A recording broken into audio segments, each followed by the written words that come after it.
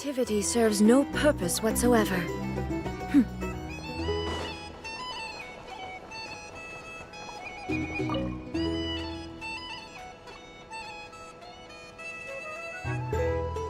Ah, Lord Sangama Bay. How lovely to see you. I must thank you for the device you provided. It was an enormous help. Would I be right in thinking that it was developed by the Academia? Why come and ask me when you clearly know already? I mostly came to thank you. That's more like it. A little gratitude goes a long way with Lord Sangama Bay. Play your cards right, and you might even stand a chance of becoming my long-term supplier. The chance to work with such a kind and charitable investor as yourself would be a great honor for the Curatorium. Huh? Charitable? Who said anything about charity? First time hearing about it. Let's see. The first plot of land you purchased in Nodcry, your desert interests, and... Stop! What do you think you're doing? Exposing my investment history!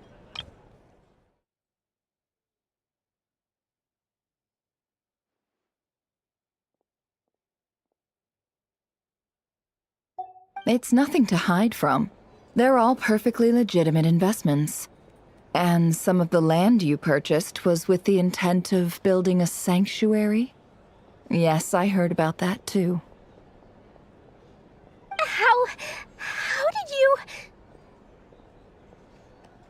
You're a curious case, Lord Sangama Bay.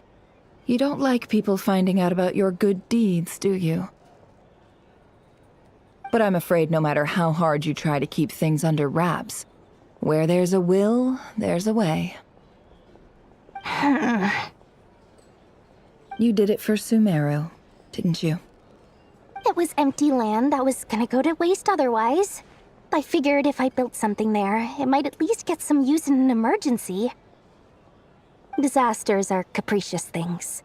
They strike without any warning. I've lost family to a disaster before, and I don't want to lose any friends or business partners if I can help it. My elder sister used to dream of finding a sanctuary. Somewhere with plenty of food, water, and medicine. Where everyone could live happy lives. It was something I looked into, but after discussing things with the Dendro Archon, I decided on a more effective strategy. The tech people handled the tech, and Moneybags provided the Mora. It just made the most sense. It's a pity that so few people know the truth about you. Everyone says that you view everything in terms of Mora, and all you care about is growing your own wealth. So, what's the problem with that? Everyone wants to be rich. It's human nature. So yes, I love Mora, and it's nothing to be ashamed of. But surely you have dreams of your own beyond just making Mora. You don't get it, do you? My dream is to invest in other people's dreams.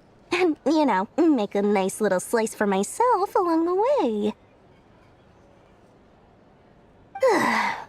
Just thinking about it makes me happy. That sweet, sweet sound of Mora. Thank you. For the device? And the pendant. Oh, that. I was just returning a favor. Don't worry about it. Seems like we've both been away from home for a very long time. Yeah. So long that I barely remember what my family even looked like. That would be your mother, father, and sister? Yeah, though it's been years since my sister passed away. It's not like I want to forget them, obviously, but memory can be even more ruthless than the most calculating business person. Beyond a certain point, if something isn't helping you, it just gets rid of it. My sister can't help me now. Slowly but surely, her face is fading from my mind's eye. It's become a vague impression. Not everything will fade. When loved ones pass away, the beautiful memories are the ones that last the longest. Yeah, that's true.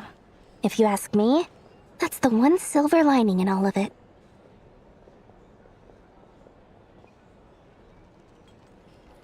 Well, that, plus, I'm sure that life is much better now than it was back then. Oh, absolutely. I have tons of Mora, a big beautiful house, business is booming, and I'm as happy as can be. You've got a lot going for you too. Boss of the Curatorium of Secrets? I'm sure there's plenty of Mora to be made in that line of work. I appreciate the vote of confidence.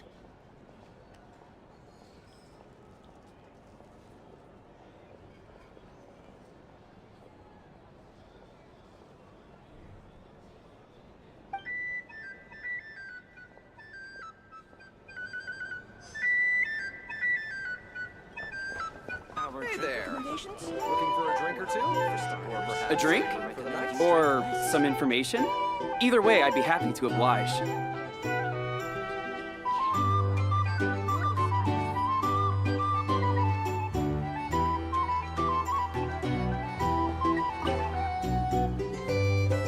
How have you been holding up? Any adverse reactions? If you start to take a turn for the worse, make sure you tell me right away. You don't need to worry about me, Grandmaster. I'm fine. I mean, I barely did anything, so... What? You're too humble, young man. You played an indispensable role in the battle for Nodcry. We can't thank you enough for your support. Sometimes, when people praise you, it's because you deserve it. The best thing is to accept it calmly and with grace. It's important to learn how to respond to words of admiration. Let's do a quick demonstration.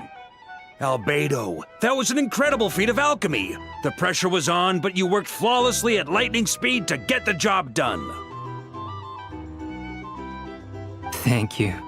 I can't take all the credit, though. Durin played a big part in forming the alchemical array. See? Did you catch that? A masterclass in how to take a compliment. Okay, yeah, I did work pretty hard to help prepare for the battle. No point denying that.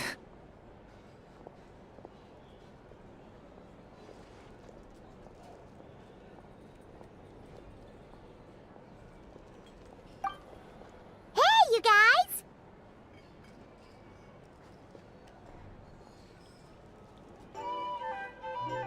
Hey, look who's bounced back. Looking good, traveler.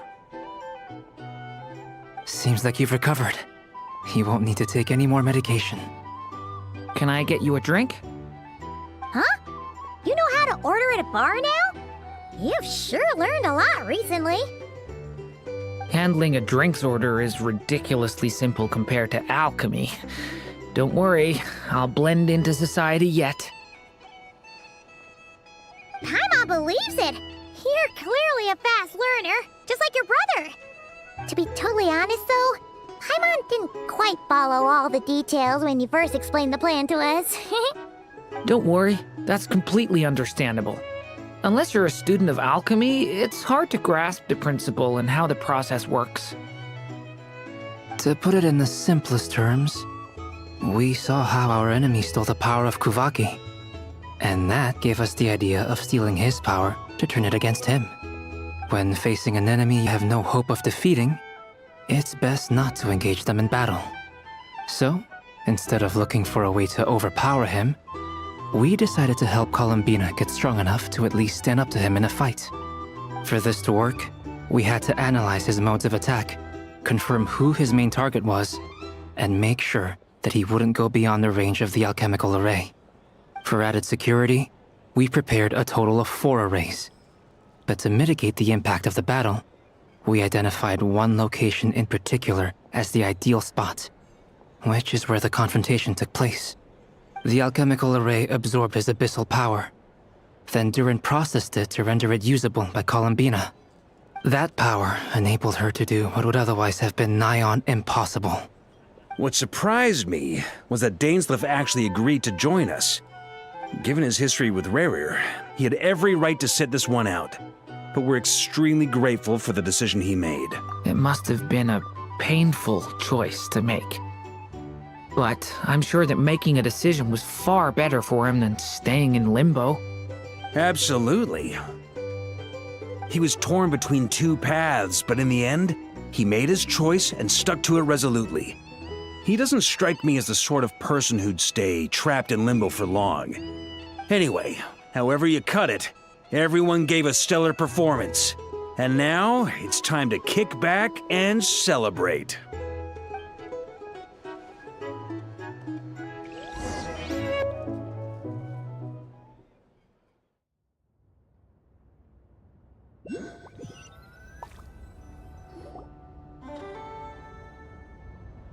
That's the only reason you're here. Yes. I've thought a lot about it. And I've realized that you, me, and Arlecchino should be friends. I think this is very important. So I felt I had to come and tell you. Well, this is a new one. I'm so moved. I can't even hold my teacup. If that's all, you can leave now. Do you not want to be friends with me? Or is it that you prefer being coworkers? What is this, Columbina? Are you deliberately testing my patience threshold? Right now, my politeness module is active. But if you say another word, I swear I'll shut it down. If your politeness module was active, wouldn't you say the word please at some point? Polonia, please see Lady Columbina to the door. Will you still invite me to your next tea party? What? Yes, I think you will. Bye-bye, dear Sandrone.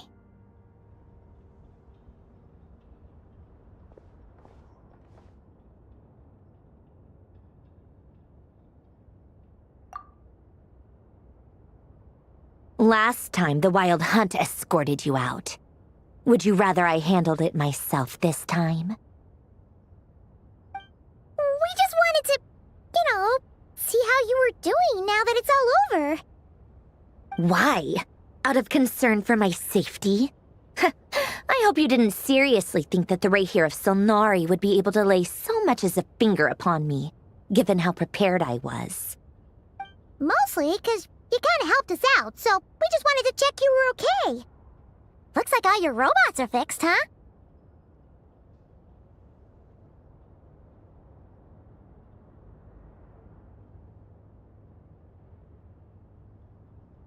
Oh, don't you worry about that. Tea time is already a write-off.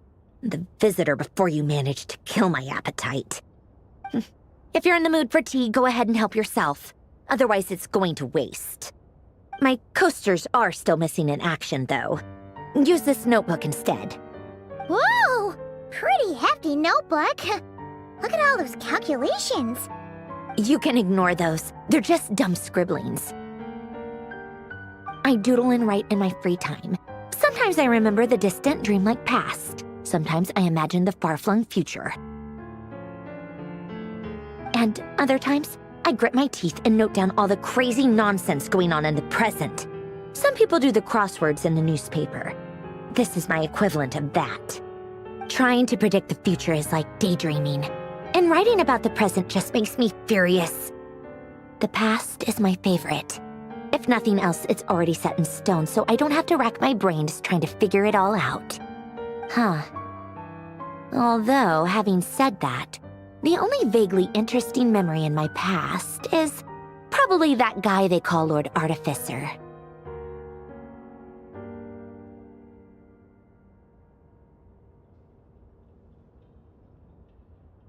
Who else? Pretty much all the mecha in Fontaine are his personal handiwork. Wait, are you saying you know him? Like, personally? As a friend? I mean, I guess we were friendly enough.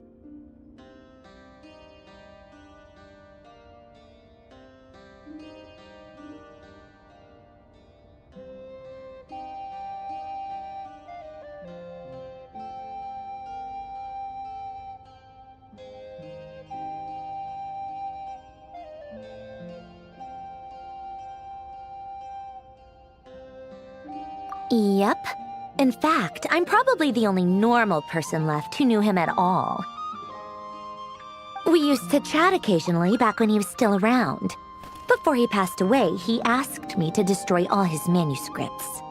I honored his request, but I did read through everything first before destroying them. I mean, I couldn't let the genius of Lord Artificer Alain Guillotin disappear like that. Would have been such a waste. So, that's where the formulas in your notebook are from? I just told you. Those are my equivalent of crossword puzzles. They're just dumb formulas that I solve for fun when I'm bored. Alain's work was like epic poetry. The formulas in my notebook are just silly little riddles in comparison. Not that there's anything bad about them. I mean, at least, solving those riddles isn't going to hurt anyone. Except me, 'cause I lose a few brain cells in the process. Anyway, while we're on the topic, I might as well tell you about what happened to him and his friends. Alain Guillotin had two close buddies, Renee and Jacob. They spent their childhood years together in the Narzissenkreuz Institute. They were all quite competitive, so there was some rivalry between them, but it was a friendly rivalry. But beneath the friendship and the rivalry ran something deeper, a sense of nostalgia for the past. Unfortunately, childhood would end. The prophecy would come true, the apocalypse would arrive, and the future would never be. A mad dream that would normally only capture the minds of lunatics began to take root in their hearts. A dream of saving the world. And if Renee and Alain had been people of lesser wits, that dream would probably have ended up as something for them to joke about in their older years. But alas, they were some of the sharpest minds around. They nurtured that dream with the full power of their intellect, and it grew into something that ate away at their souls. The first of them to fall under its spell was Renee. Against Alain's wishes, he persisted in experimenting on a mutual friend of theirs to try and save their life. Alain did not approve and parted ways with Renee. It's complicated. Alain wanted to believe that Renee only did what he did for the sake of their friendship. But when he told me about what happened, I could tell he still had some suspicions about Renee's motives. Perhaps the seed that would grow into a nightmare had already sprouted in Renee's mind. Even then, the next time they met, Renee's soul had been completely engulfed by the dream of salvation. His futile attempt to change the tide of fate only resulted in a wave that swallowed up the world, even before the apocalypse came. And although that wave died down eventually, I hear that it just recently came back with a vengeance. As I understand, Renee wanted to live out his dream of salvation once more. But I'm told that the attempted resurgence finally died out for good. At long last, Renee awoke from his deluded dream. Though of course by then it was far too late. What do you think of Renee? Do you admire his transcendent genius? His view that any price was worth paying to achieve the lofty goal of saving the world? Or do you despise him? Dismiss him as an evil madman who wrought havoc on the lives of everyone around him as he pursued his delusional dream? Same difference, really. Just a matter of perspective. Doesn't surprise me. You share one thing in common, after all. You both want to be the savior. The only difference is, your dream came true, and his, well, he wasn't the one who made it come true. I don't like fanatics who give up their whole lives for their ideology. Nor do I like fools who let their delusions take control. Maybe I could understand if Renee had just been an ordinary person. But he had a sage-like intellect. And still managed to get himself lost in the labyrinth of his own desires. Anyway, that's enough about Renee. Now, moving on to Alain Guillotin, the Lord Artificer. He managed to put a stop to the first storm whipped up by Renee. But after that, Alain lost his friends and family. To his credit, I suppose, the loss of his family and friends was purely a tragic accident. It's not like Alain sacrificed them for his cause or anything. After that, the only thing supporting his work was the same dream that had dragged his closest friend down to the abyss. But although the desire to save Fontaine drove him to found the Fontaine Research Institute, Alain continued to reject any form of transcendental knowledge or power. He was suspicious and fearful of it, having seen the way it had affected his closest friend.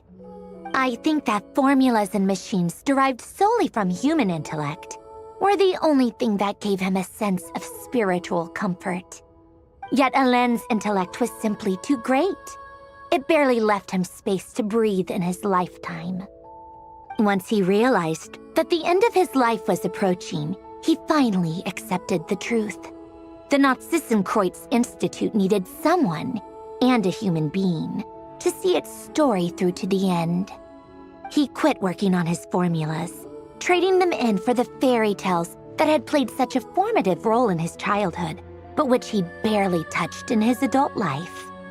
He told me that the director of the Nazissenkreuz Institute used to read those fairy tales to the children as bedtime stories.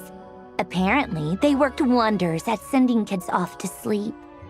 I think that all he wanted at that time in his life was to be able to sleep deeply without being plagued by depression.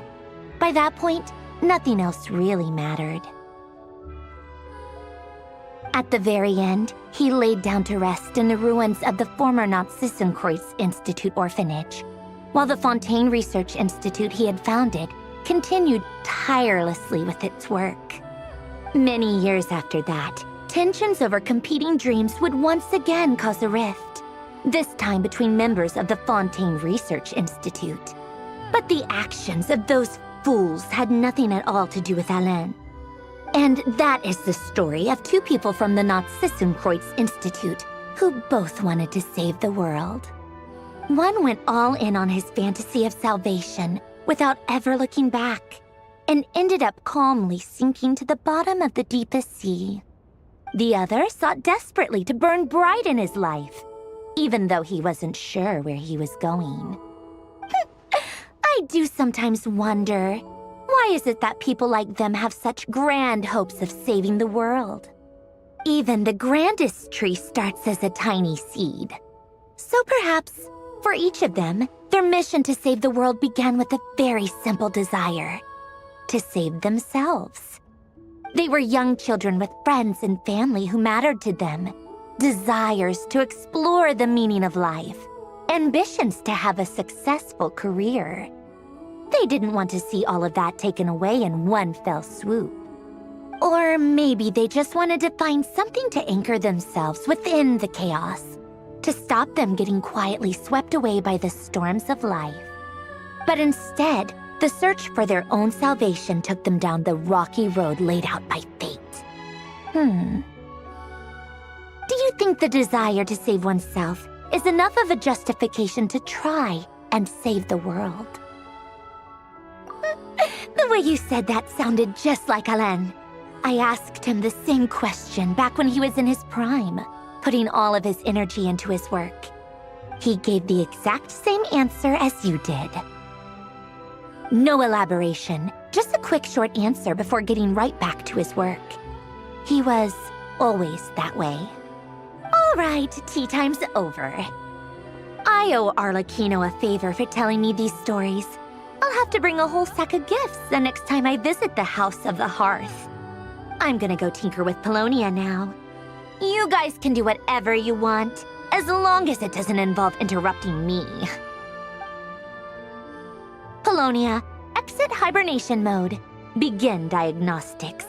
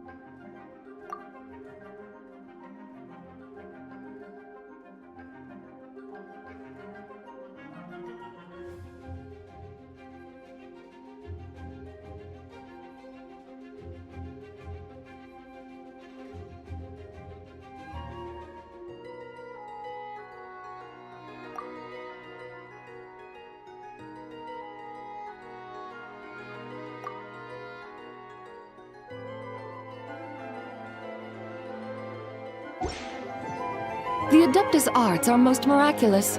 But unless one first cultivates the mind before cultivating these arts, all their feats will be like the moon's reflection on water, shattering at the slightest touch.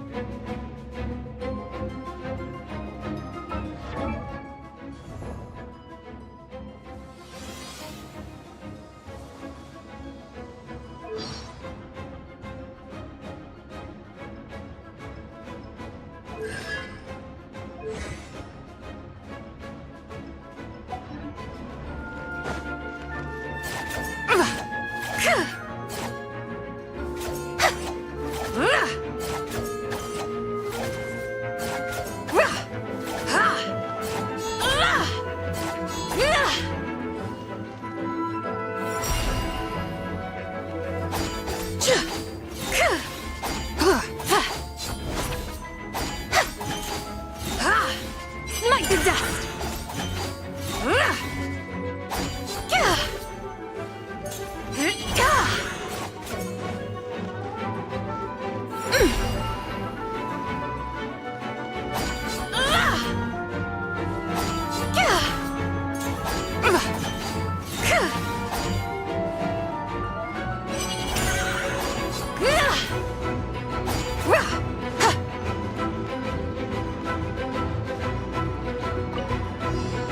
Be cleansed!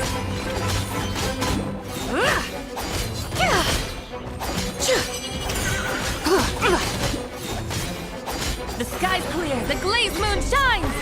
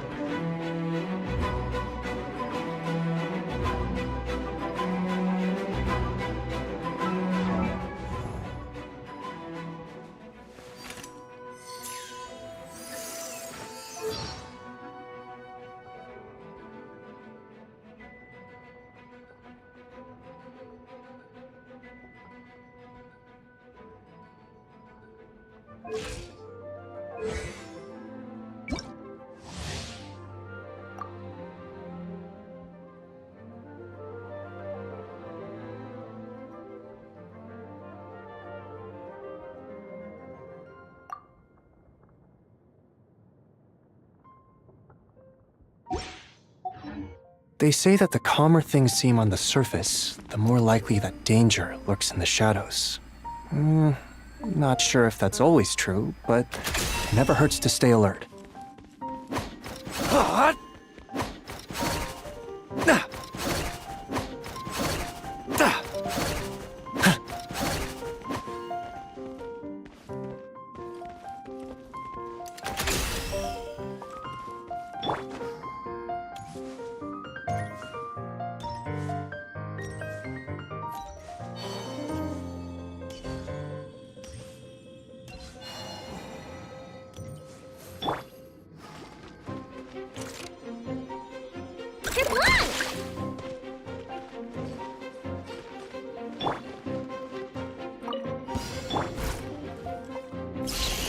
You're in my sights! Begone, Shadow of Dark! Your blood!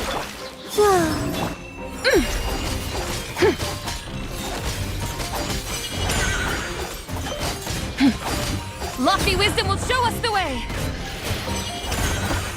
Smite the dust!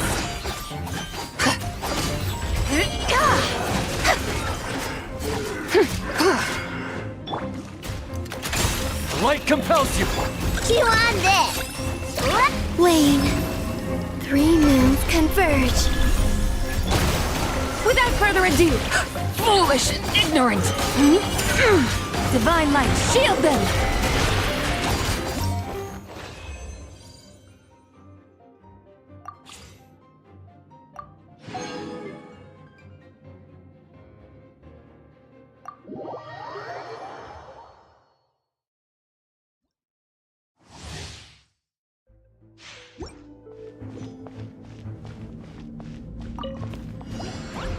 Don't be scared! Absorption test. Swirl. Mark 2. Stand clear. Bow your head.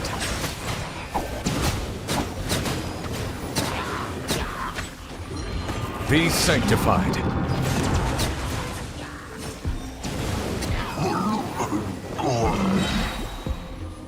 Settle down.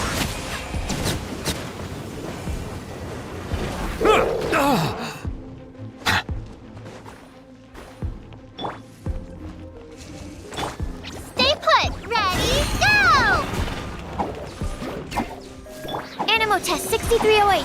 Stand clear. Animo hypostasis emulation.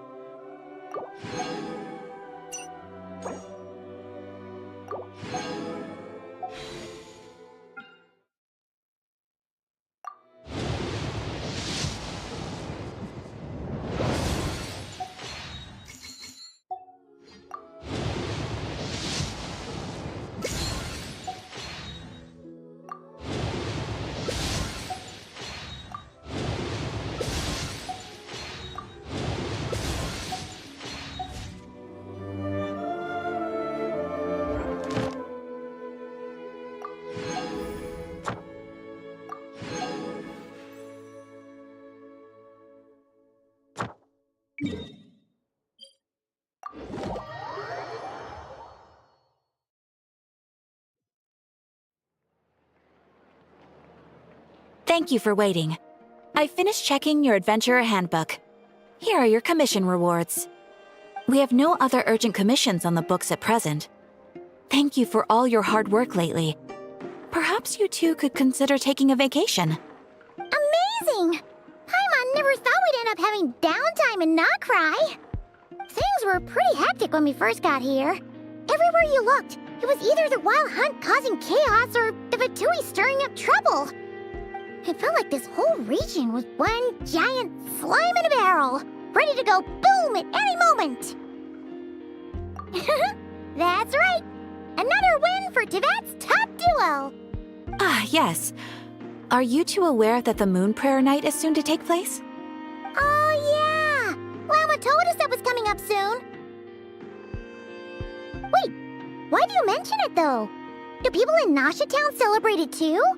Paimon thought it was just for moon goddess worshippers. You're partially right. Most people in Nasha Town just see the festival as an opportunity to do business. They do not concern themselves with the religious element. The festival was first celebrated by the Frost Moon Scions. On this day, they would wear moon prayer blossoms and celebrate the birth of the moon goddess through song and dance. They would also prepare food and handicrafts and give them as gifts to others. Over time, it became Nodkrai's most lively festival. Whew! Sounds like fun!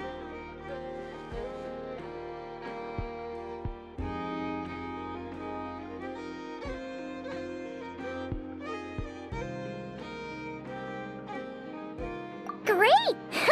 Well, in the meantime, since Catherine doesn't have any commissions for us, let's focus on some personal business instead. When we first got here, you mentioned that this was where your spaceship landed? We didn't get to follow up on it at the time, because we got wrapped up in that whole rare air situation, but now we can finally start investigating it properly. Well, there's a saying Paimon's heard around these parts, which goes, if you lift up a rock, you'll find something you weren't looking for. By that logic, you'll never find what you're looking for while you're searching, but the moment you stop looking, it'll jump right out at you.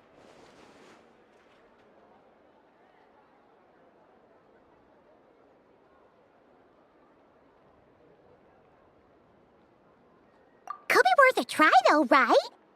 Anyway, Paimon suggests we focus on other stuff we want to do for now, and just keep an ear out for spaceship-related intel as we go.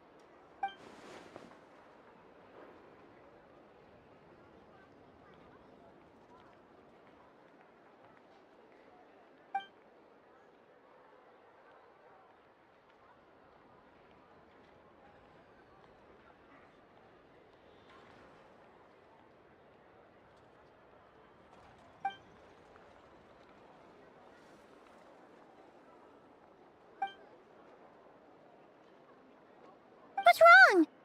You look super serious all of a sudden. Huh? Paimon gets why you'd be concerned about Columbina, but what does the doctor have to do with anything? Oh, that's true. And now that you mention it, we're definitely overdue for a showdown with the Fatui. It is weird that he hasn't shown himself this whole time. What could he be up to? True. Paimon would much rather deal with Marionette anyway. She says the meanest things, but when it comes down to it, she doesn't seem like a bad person. Maybe it's the pressure of being a Fatuse? Especially as a Harbinger. Does she feel like she's gotta act tough to keep up appearances or something? But then, every time we headed out with Rarier, she always wound up having to repair Polonia and her other robots.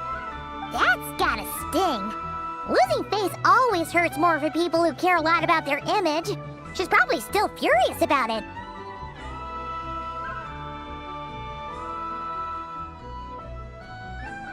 What? Relax! She's not even here! Huh? What's the matter? Oh, nothing. Sorry, we'll be on our way now. Where are we again? Oh yeah, Columbina? Right, yeah, let's go see Columbina.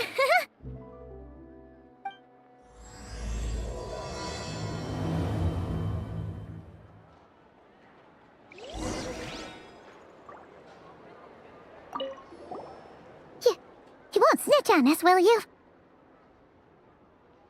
I'm not entirely sure what you're talking about. But rest assured, I protect client and adventurer confidentiality as a matter of principle.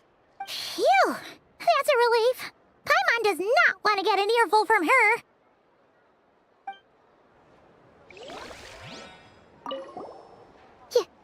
I'm not entirely... Phew!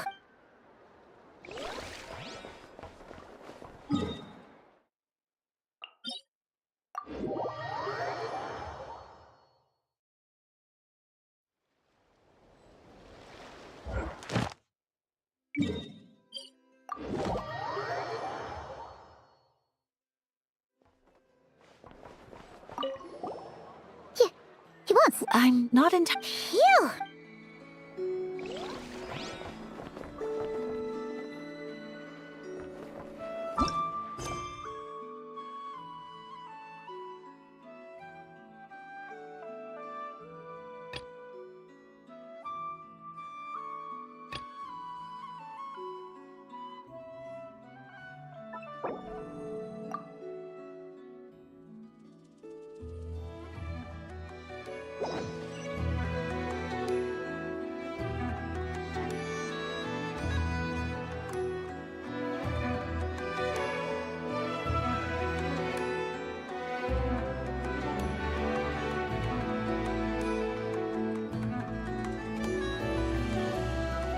All the world This holds land dear holds nothing is but but a promise for backdrop adventurers of from all constant walks of motion. life.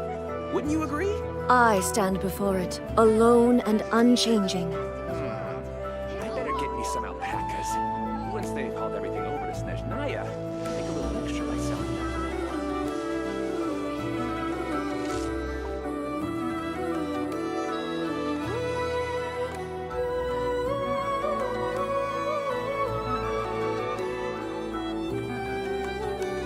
This land holds nothing but promise for adventurers from all The walks of world life. remains Wouldn't constant you over agree? the centuries.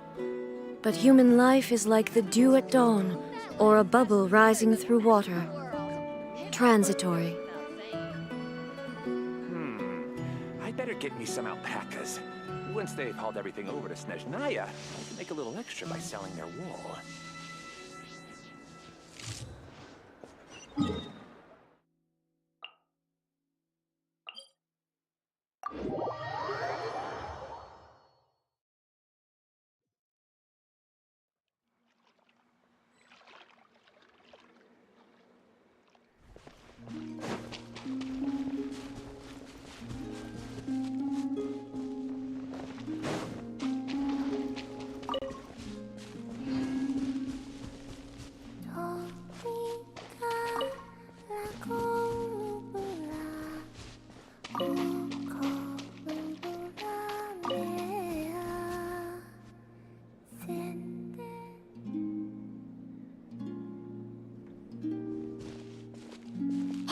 She's sitting up! Is me sitting here a rare sight? No, we just thought you'd be resting. Perhaps I would have been, were it not for the sudden arrival of some unexpected guests. Not that I consider it a disturbance. After all, you are the only ones who are free to enter. Would it not be a little unfriendly of me to lie down while we speak? I didn't realize you put so much thought into little things like that.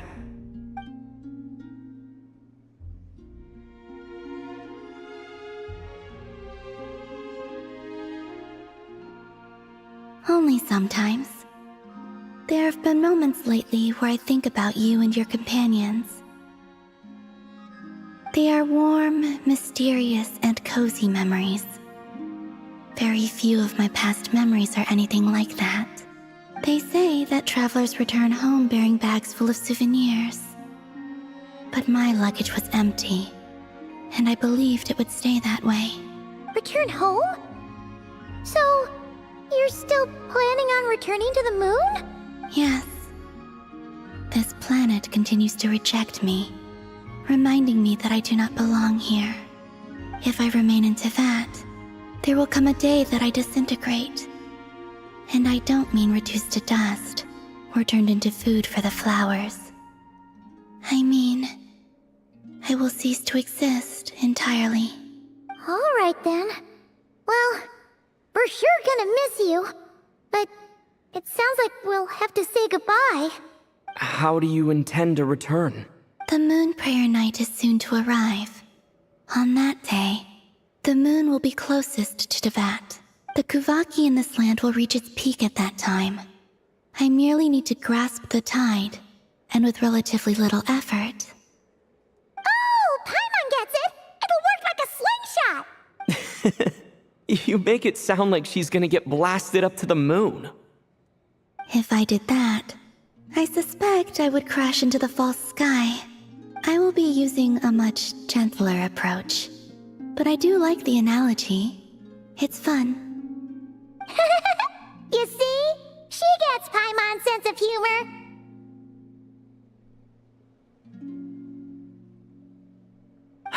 In the blink of an eye, the time has come to part ways.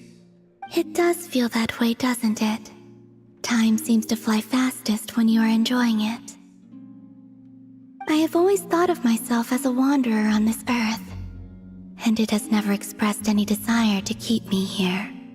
Yet, just as I plan to depart, it tugs at my arm.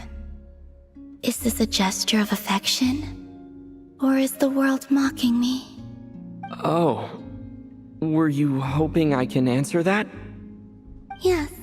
You are a traveler, so you must have a lot of experience in this area. Then, what I would say is, enjoy the moment. That's right! Don't overthink it! Happiness is happiness and joy is joy! The point is to enjoy it, not analyze it! I see. Then what I would say is, even though I am very tired right now, I am still happy. I can't tell from the tone of your voice. Oh, really? You don't think I sound happy? I'm just kidding. I could tell you were in a good mood today from the moment we saw you. Ah, a joke. Albeit not a funny one. Anyway, I assume you're here about you-know-what. Give me your hand. Actually, it's not that. There's something else we wanted to discuss with you. Oh. Then, do you still want to give me your hand? Or not? Sure.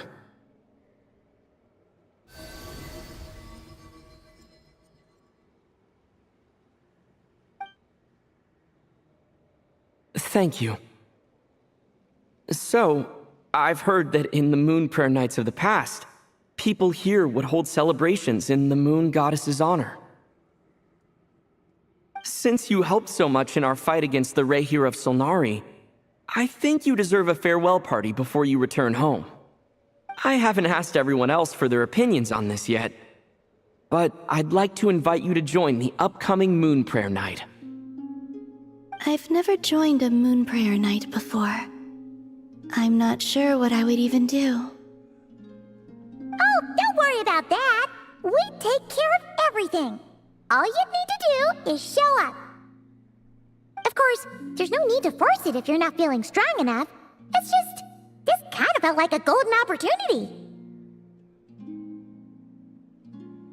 But they call me Kutar, and the Fatui have an arrest warrant out for me. I shouldn't appear in public right now.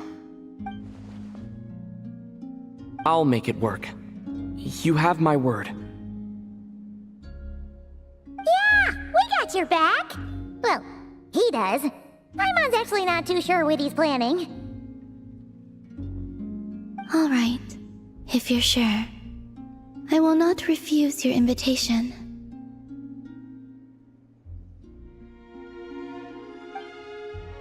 I suppose it wouldn't hurt to pack a few more sights from this world into my suitcase before finally learning what my homeland looks like.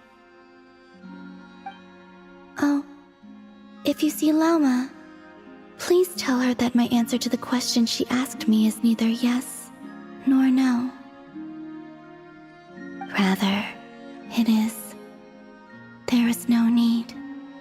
That was kinda cryptic, but sure. Guess it's between the two of you. We'll pass along the message. Bye for now!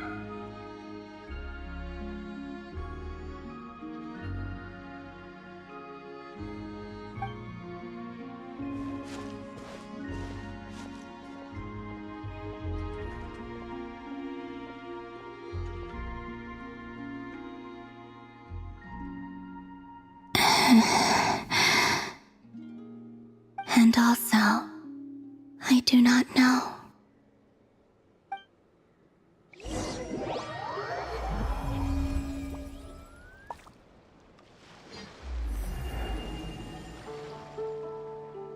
Since she's agreed to join the festival, let's go see who else wants to take part. Lauma's gotta be the person most familiar with the Moon Prayer Night. We should start with her. Also, what exactly is your plan to keep her safe?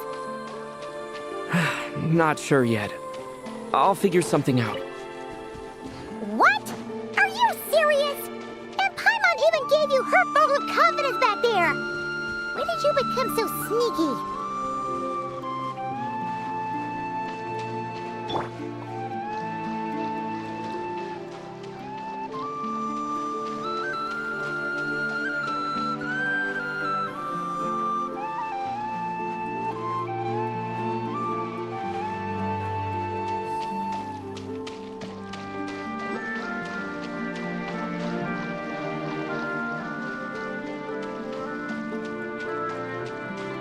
Laid bare. Final warning! Leave it all to me.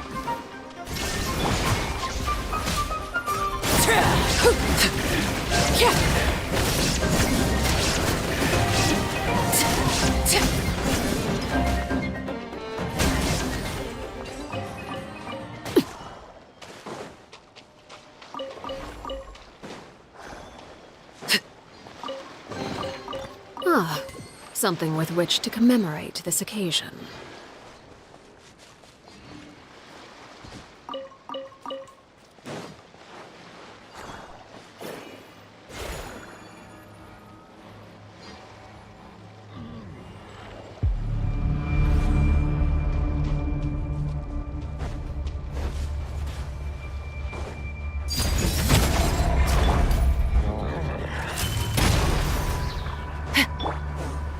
leave no.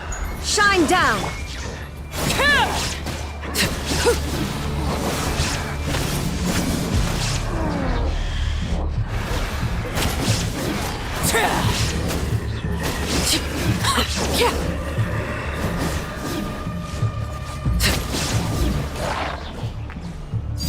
Transfixed! Stop right there! Leave it all to me.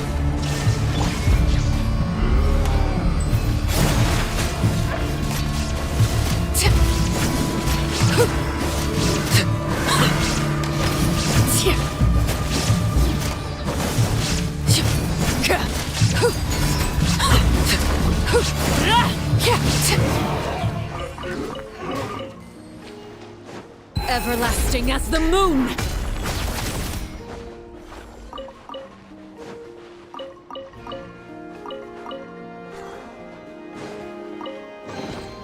Ah, something with which to commemorate this occasion.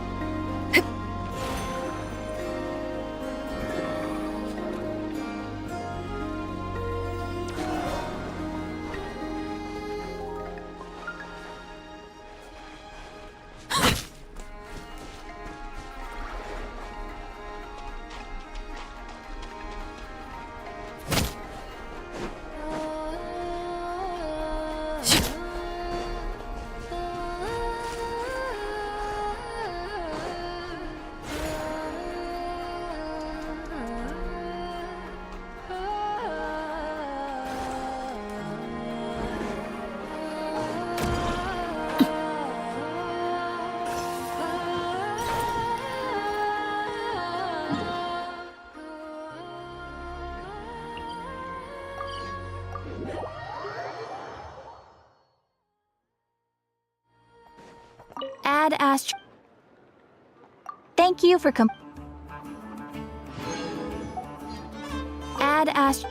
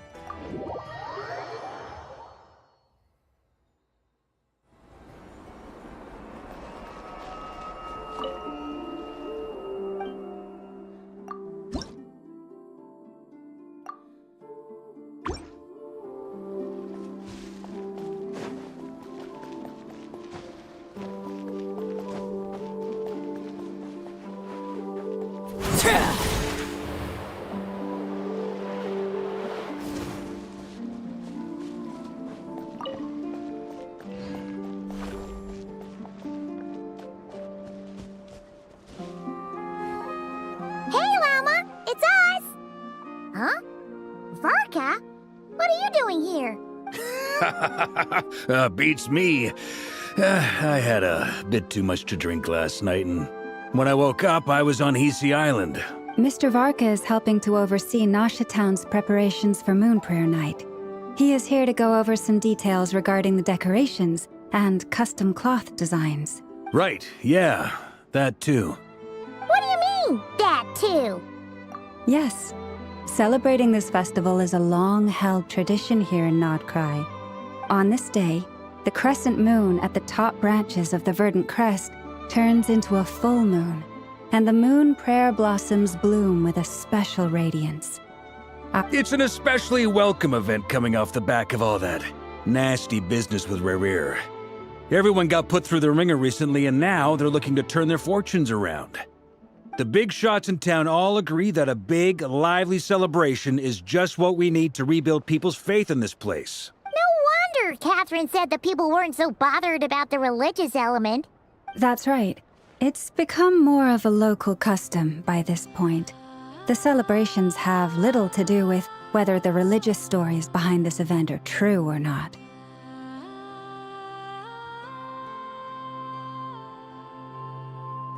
Even the Frost Moon Scions are eagerly awaiting the coming of Moon Prayer Night, despite now knowing that their past beliefs were founded on a falsehood. That's fair. It's a bit like the Lantern Ride in Liyue. It's a chance for people to enjoy themselves, not debate the existence of the Adepti. Oh, one other thing! We just went to see Columbina. We went ahead and invited her to take part in the festival this time. Hope it's okay. Wait, so... you mean she agreed to it? Huh. That's quite a surprise. Then, I suppose that she intends to return to the moon on that day. Oh, yeah! It's kind of a complicated process, but basically, it's like a slingshot. I understand. In truth, I had a feeling that she might make such a decision. Well, if Kuthar has decided to participate in the festival, we should prepare accordingly. Yeah, exactly! She was saying how it could be risky for her to show her face in public. We were wondering if there was any way we could hide her. Unfortunately, the people who carved the statues did an excellent job of capturing her likeness. It will be very challenging to hide a goddess whose face everyone is so familiar with. Darn! We may have bitten off more than we can chew here. Nah, don't sweat the small stuff. We can handle that. Huh? Are you saying you have a plan? Not as such, no, but the most important thing with a festival is to keep the mood light and your spirits up.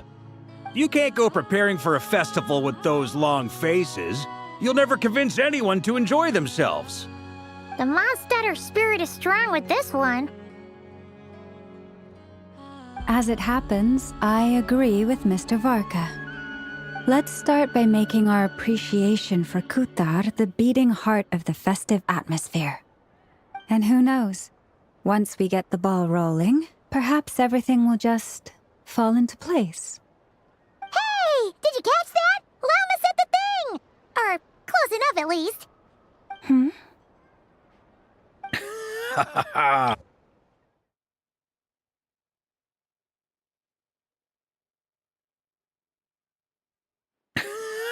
I'm looking forward to the Moon Prayer Night already. We have a festival in Mondstadt called Windbloom, and you can always tell which couples are celebrating it for their first time by the smiles on their faces. Big, beaming smiles like their whole face is glowing. And I have a feeling we'll get to see that same smile on the Moon Goddess's face at this festival.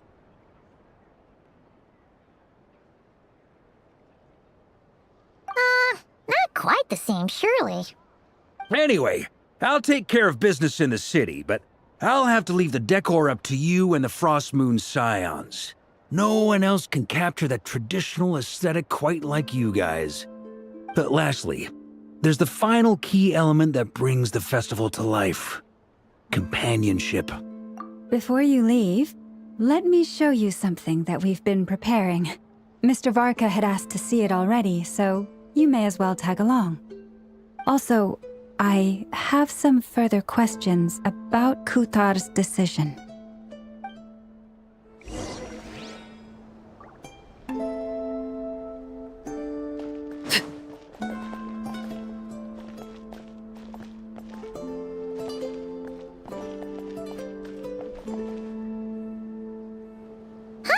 What's this?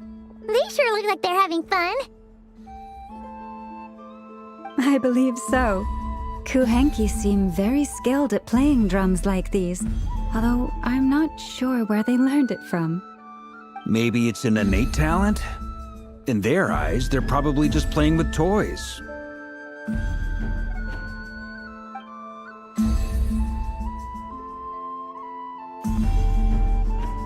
Luanatar! You want to play too? Yeah. She looks more confused than anything. Maybe we can teach her next time if we get the chance.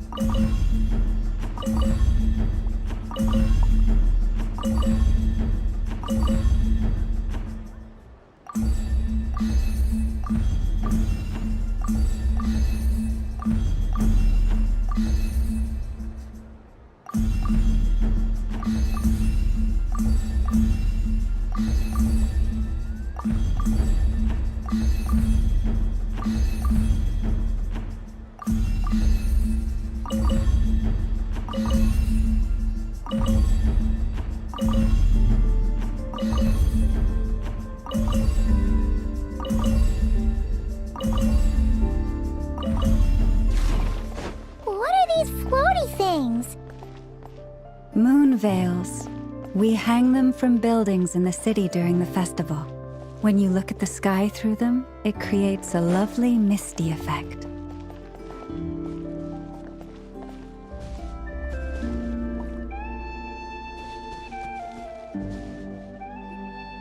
Everyone seems hard at work. They are preparing items for Moon Prayer Night.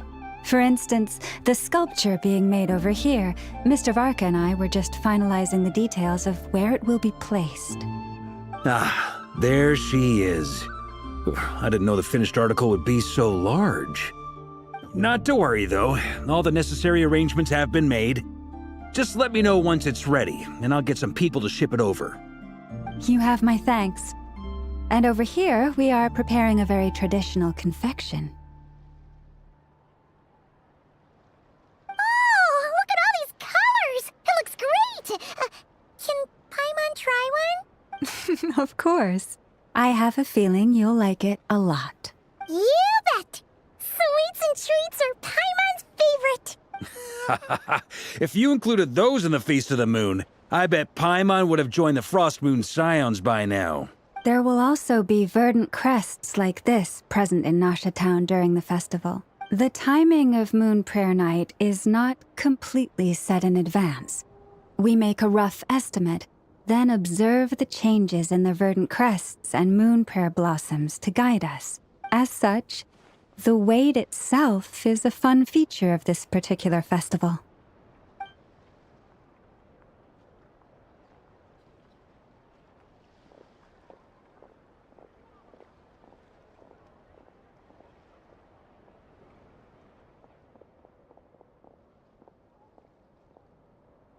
Let's talk here. To tell the truth, I am very surprised to hear that Kutar is willing to participate in the festival. I once asked her if she'd be willing to stay with the Frost Moon Scions. I could introduce her to everyone, and we could be a family to one another. She did not answer, but she has not appeared here since. I took this to mean her answer was no, but if that were the case, she would not have accepted this invitation. Ah, I see. Maybe she is right. Maybe the Frost Moon Scions of today no longer need a moon goddess. But my wish was not for her to come here and be worshipped as a deity. I simply wanted to offer her a place to stay. I'm sure she believes that showing herself here might invite Fatui intervention, and as such she does not wish to cause us trouble.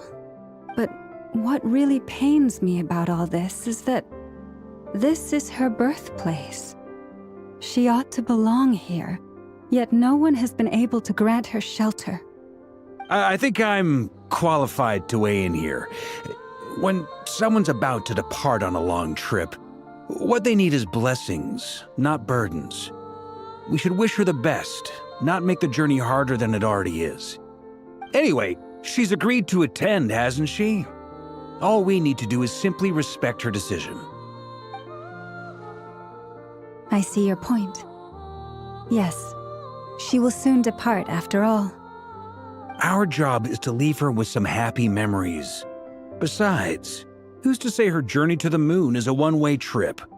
It's not like she can't come back and visit if she wants, right? Paimon agrees wholeheartedly. Festivals are all about having fun, so let's keep it simple. All right, I'm gonna head back to Nasha Town soon. Want to come with? I'm guessing you have some other folks to visit there. Sure thing, let's go! Bye for now, Wilma! Thank you all. Goodbye.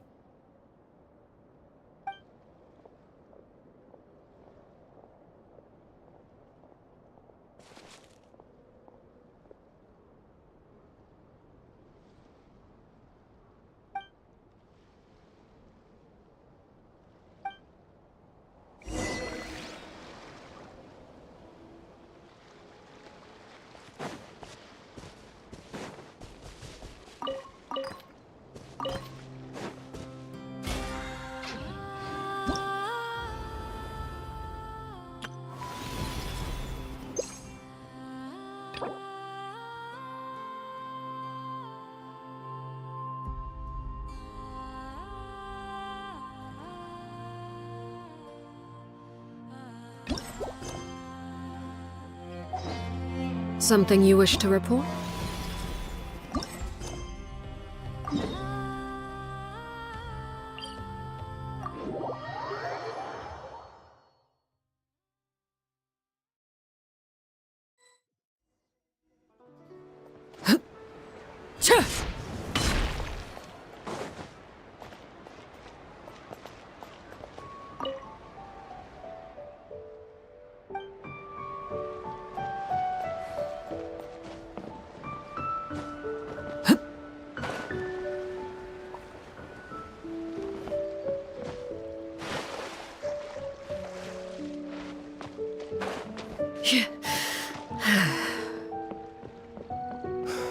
The next shipment should be here by now.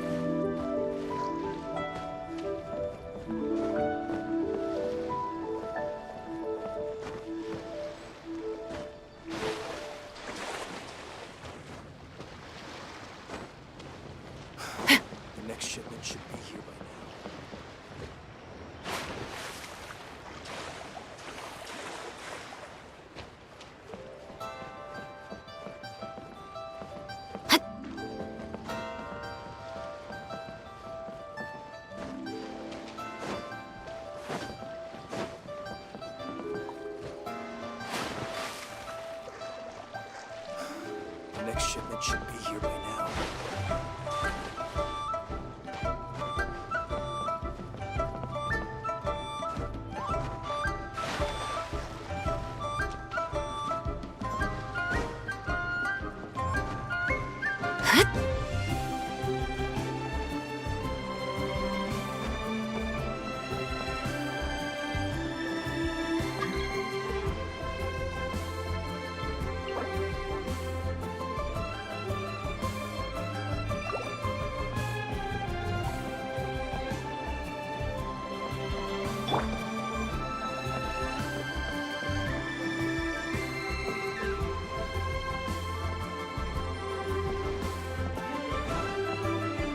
I've got a bunch of interesting things, all from my time. Split the bamboo in the morning, dry it till night. Shape and bend it nice and tight. Cross the strands to form a pattern, coat in silk, and you have a lantern. Split the bamboo in the morning, dry it till night. Shape and bend it nice and tight. That's how you remember how to make a show lantern. Did you get all that, Chi-Chi? Morning, split bamboo, traveler, then get silk, make paimon. What? No, that doesn't even rhyme. Look, it's them. Hey, Yao Yao! Hey, Chi-Chi! Whoa, Traveler! Paimon, you're here! Happy Lantern Rites! What you up to? I'm teaching Chi-Chi to make Shao lanterns. It's a real test of finger dexterity, so it'll help keep her nice and loose. Yes, I do finger exercises to be a nimble zombie. Wanna try too, you two?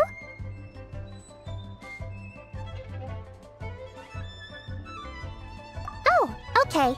Well, we need a whole bunch this year so it doesn't get too dark at night. Too dark? What does that mean? Dr. Baiju has patients who got hurt walking at night. The moon disappeared, so it was too dark to see. The moon disappeared? Like, behind the clouds? It was Jeonju, the moon devourer.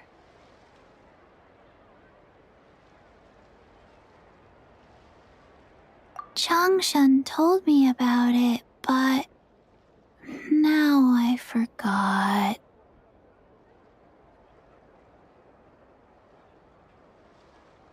It's an old myth from Chenyu Vale about a giant toad in the sky that eats the moon.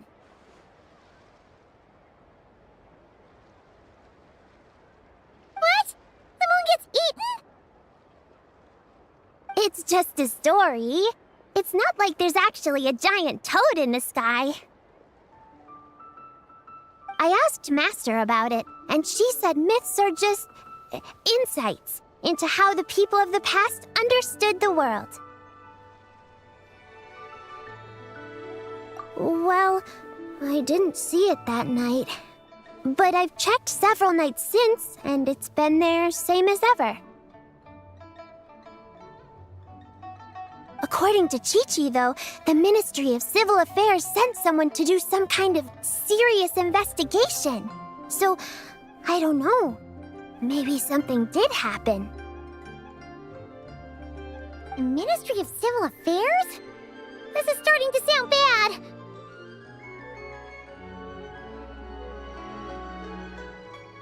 It's okay. You can fly. Even if it's too dark, you won't fall and get hurt. Yeah, exactly. So turn that frown crown upside down, Paimon.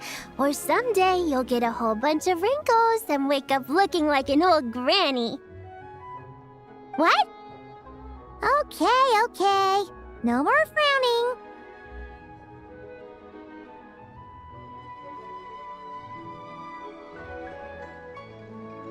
But the Traveler can't fly.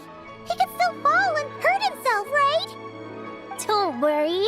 That's what the shout lanterns are for. As long as we make enough, Liyue Harbor will never go dark. Yeah, and there's the giant lantern, too. Oh, right! I almost forgot! Look! This year's Grand Lantern commemorates the Adeptus who guards the moon! With her watching over it, the moon will be safe for sure. A white horse? Wait! So that's the White Horse Adeptus? Yeah! Legend has it she used to live on the moon. So if it were ever in danger, I'm sure she wouldn't just stand by and watch. Huh! We've heard of the White Horse Adeptus before, but we never heard the part about her living on the moon. Probably because it's a folk legend from Chenyu Vale, so not a lot of people know about it.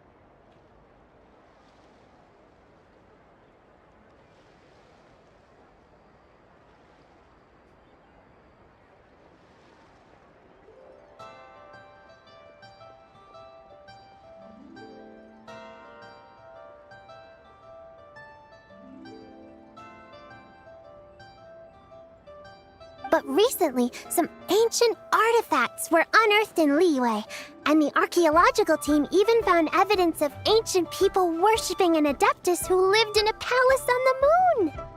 It's kind of like how we write wishes on Shao lanterns and release them during Lantern Rite. The White Horse Adeptus would descend from the moon in her jade carriage and grant people's wishes.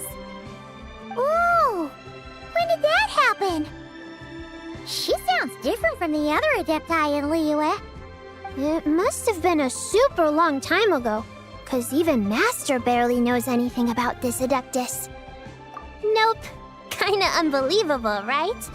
Yanfei said the White Horse Adeptus might even be a made-up legend, just like Janju the Moon Devourer. Yeah, a made-up horse and a made-up toad. You're mistaken, children. The White Horse Adeptus really does exist. Oh, Mr. Liu from the Baiju Guest House. But how do you know that for sure? Have you ever wondered how the guest house got its name, Yao Yao? Baiju... White Colt. So, it's named after the White Horse Adeptus? That's right. And that's because one of my ancestors was once blessed by the White Horse Adeptus. Wait, really? Tell us more! Tell us more! It was a long, long time ago, when this ancestor of mine was still a young girl. She was out gathering herbs and accidentally fell off a cliff, but the White Horse Adeptus rescued her. Oh, that's it? Paimon was expecting something a bit more... special? We've heard a whole bunch of stories like that before. Patience, young one. Let me finish. After the White Horse Adeptus saved my ancestor, she told her a story about the moon and the ancient kingdom of Langan. My ancestor was so captivated that she completely lost track of time. So much so, in fact, that when she returned to her village, she found nothing but a desolate ruin in its place.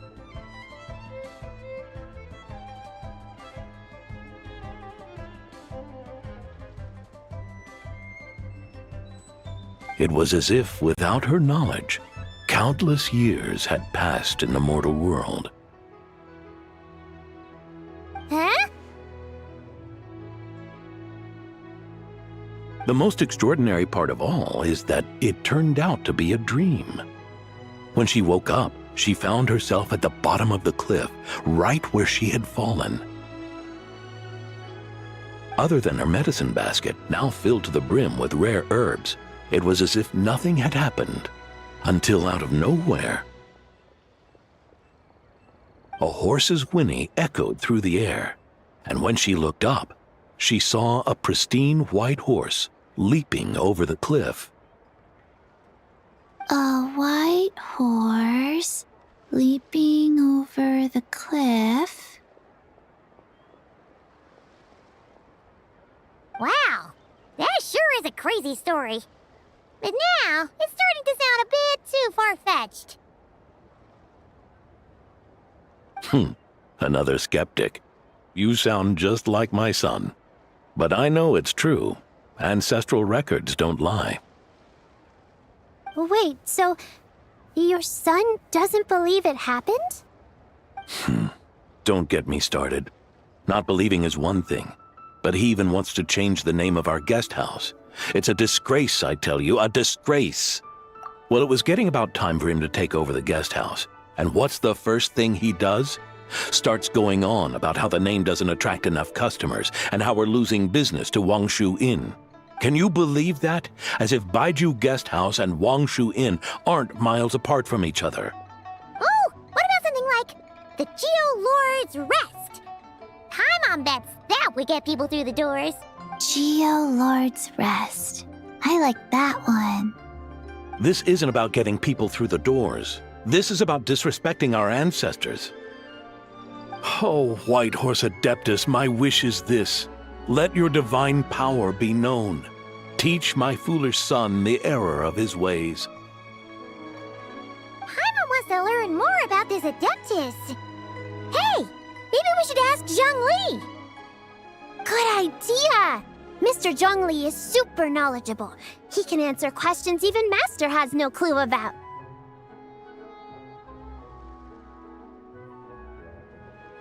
Yeah, we just saw him having tea at third round knockout. Alright, then that's our next stop. Chi-Chi and I are gonna keep making Shao lanterns. But careful on the road! Goodbye, Paimon. Goodbye, traveler.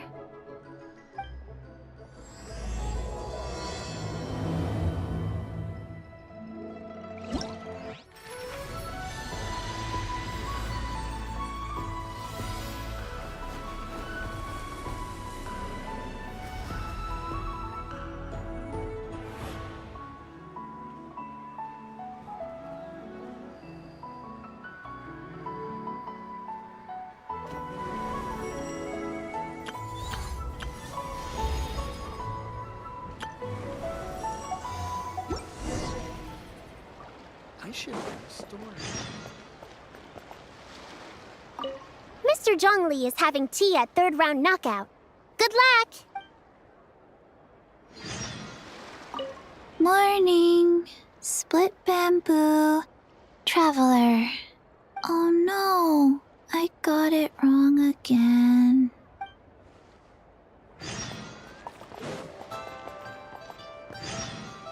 Oh, welcome. Please take a seat. Wow, so lively. This is how a festival should be.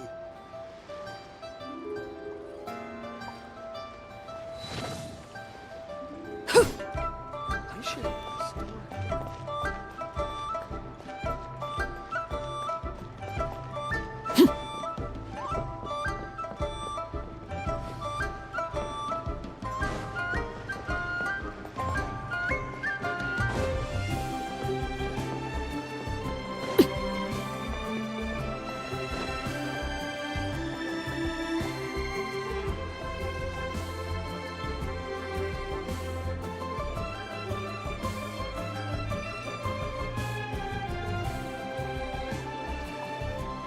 What could the children be up to? Never mind. Let them do as they please.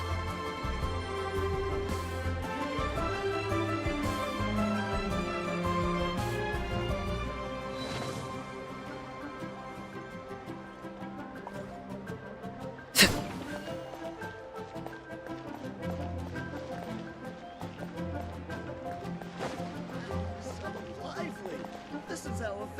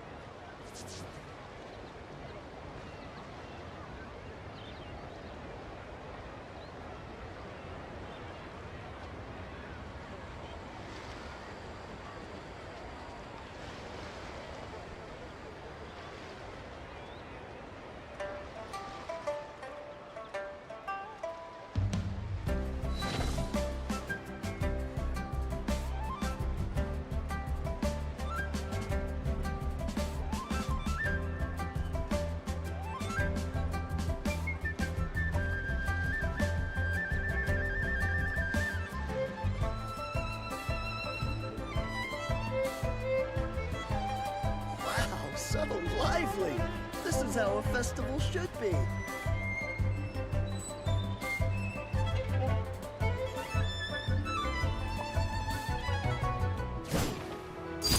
Laid bare.